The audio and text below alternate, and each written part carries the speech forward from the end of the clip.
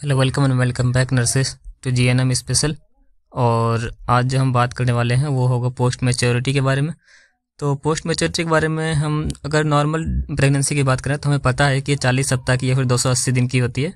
और अगर 42 सप्ताह तक भी अगर डिलीवरी नहीं होती है, यानी कि अगर 294 दिन के बाद भी अगर डिलीवरी नहीं होती है, या फिर इसका एक और डेफिनेशन है कि अगर जो एक्सपेक्टेड डिलीवरी डेट हम निकालते हैं उसके 2 सप्ताह बाद भी अगर डिलीवरी जारी रहे तो उसको हम पोस्ट मैच्योरिटी करते हैं या फिर पश्च परिपक्वता कहते हैं। पोस्ट मैच्योरिटी को पोस्ट मैच्योरिटी के नाम से भी जाना जाता है। और लगभग 10% केसेस में, यानी कि अगर 100 महिलाएं प्रेग्नेंट है उसमें लगभग 10% केसेस में ऐसी संभावना रहती है।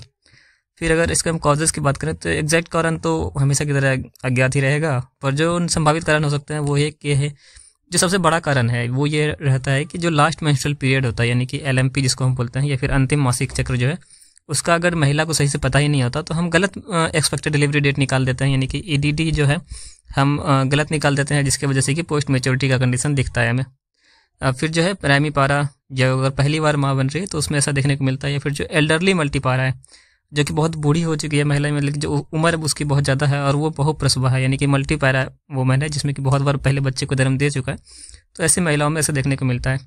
फिर पूर्व में अगर किसी को पश्च परिपक्वता यानी कि पोस्ट मैच्योरिटी देखने की मिली है तो उसमें ऐसा हो सकता है। या फिर बच्चे में अगर कोई कंजेनाइटल मालफॉर्मेशन है, जैसे कि एनेंसेफेली वगैरह है, जिसमें कि बच्चे का जो माइंड है वो डेवलप नहीं हुआ रहता है, वो बना ही नहीं होता है ब्रेन, तो उन स्थिति में ऐसा होने के चांसेस रहते हैं। फिर इसके हम कॉम्प्लिकेशंस की बात करें तो कॉम्प्लिकेशन में क्या होता है कि जो प्लेसेंटल एजिंग, जो प्लेसेंटा है उसकी एज बहुत ज़्यादा हो जाती है, जिसकी वजह से कि जो ब्लड सप्लाई जो है ना वो बाधित होने लगती है, और जिसके परिणाम स्वरूप क्या होता है कि कुछ चीज़ों में कुछ कॉम्प्लिकेशंस वगैरह उत्पन्न हो सकते हैं, जिसमें कि फीटल हाइपोक्सिया, जिसमें कि बच्चे को ऑक्सीजन को पूर्ति नहीं हो पाती है, या फिर फीटल डिस्ट्रेस, जिसमें कि बच्चे का जो ब्लड सर्कुलेशन और ऑक्सीजन दोनों की पूर्ति नहीं हो पाती है। फिर कोल्ड कंप्रेशन की संभावना बढ़ जाती है, क्योंकि जो एमनियोटिक फ्लूइड है वो कम हो जाता है। फिर फेटल एसिडोसिस होने के चांसेस रहते हैं। और फिर जो बच्चे का आकार वो बढ़ जाने के कारण बर्थ में ट्रॉमा की स्थिति बन जाती है। फिर जो शोल्डर डिस्टोसिया होने के चांसेस होते हैं, सिजेरियन सेक्शन की संभावना बढ़ जाती है, और जो न्यूमोनाइटिस या फिर रेस्पिरेटरी फेलियर होने का चांसेस रहता है। फिर ओलिगोहाइड्रोमिनस हो जाते हैं, क्योंकि हमें पता है कि वो ऐसे ही 200 ml से कम ऐसे भी हो जाता है टर्म आते आते, तो उसको हम मतलब कि ओलिगोहाइड्रोमिनस बोलते हैं, तो वो होने के चांसेस रहते हैं। फिर मैनेजमेंट ऑफ पोस्ट मैच्योरिटी में क्या करते हैं कि जो बच्चे को हॉस्पिटल में, सबसे पहले तो जो महिला है गर्भवती महिला, उसको हॉस्पिटल में भर्ती करवाएंगे। बच्चे के वेलनेस को कंफर्म करने के लिए टेस्ट वगैरह करते हैं, जिसमें कि बायोफिजिकल प्रोफाइल, जैसे कि नॉन स्ट्रेस टेस्ट या फिर जो एमनियोटिक फ्लूइड इंडेक्स वगैरह होता है, उनको हम लोग चेक करते हैं, यानी परफॉर्म करते हैं। फिर महिला का जो जनरल हेल्थ को चेक करते हैं, लेबर के लक्षण वगैरह का पता लगाते हैं। और अगर परिपक्वता के केस में प्रसूति जो ऑब्स्टेट्रिक मैनेजमेंट वगैरह करते हैं, कॉम्प्लिकेशन का अगर उपस्थिति होता है तो उस पर निर्भर करता है कि महिला का मैनेजमेंट कैसे करते हैं। यदि जो सर्विक्स है वो अनराइप है या फिर अनफेवरेबल है, अनराइप या अनफेवरेबल का मतलब ये होता है कि जो सर्विक्स है वो अभी उस तरीके का नहीं है जिसमें कि हम वैजाइनल डिलीवरी करवा सकें, तो उसमें हम क्या करते हैं कि सबसे पहले उसको राइप करने के लिए या फिर उसको सब फेवरेबल करने के लिए प्रोस्टाग्लैंडिन E2 नाम का जो दवाई होती है या फिर हार्मोन होते हैं, उसको हम वेजाइनली उपयोग करते हैं, यानी कि वेजाइना के थ्रू हम यूज डालते हैं। और उसके बाद फिर जो इंडक्शन ऑफ ARM करते हैं, यानी कि आर्टिफिशियल जो मैनेजमेंट होता है उसको हम शुरू करते हैं।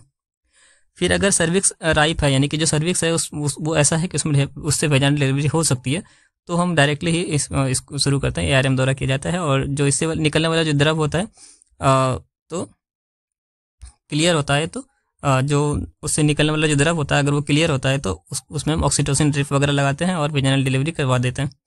तो और ये भी देखते हैं कि अगर जो ARM के पश्चात जो द्रव निकल रहा है या फिर जो लिक्विड निकलता है वो अगर मेकोनियम स्टैंड होता है, यानी कि उसमें अगर मेकोनियम हमें दिखता है। मेकोनियम क्या होता है कि जो बच्चे का जो बच्चा जो फर्स्ट पूप करता है या फिर जो फर्स्ट पॉटी करता है उसको हम लोग मेकोनियम बोलते हैं। तो अगर मेकोनियम स्टैंड होता है जो वो द्रव, यानी कि उस द्रव में मेकोनियम हमें मिलता है, तो हम क्या करते हैं बच्चे को जो है इलेक्ट्रॉनिक मॉनिटरिंग के थ्रू जो उसका कार्डियोग्राफी वगैरह किया जाता है कि बच्चे का जो सामान्य तो है ना वो वेजाइनल डिलीवरी करवाई जा सकती है कि नहीं करवाई जा सकती है।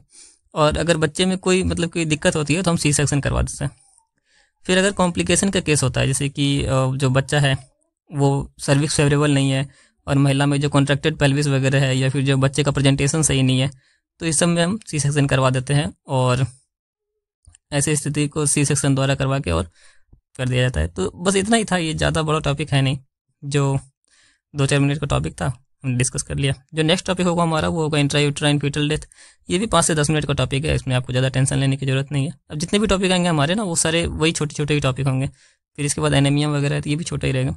तो एक बार हम इसको ये भी देख लेते हैं कि सिलेबस हमारा कहाँ तक ख़त्म हुआ है, तो हमें देखते रहना चाहिए एक बार। तो हमने ओलिगो और पॉली वाला देख लिया था पूरा ही।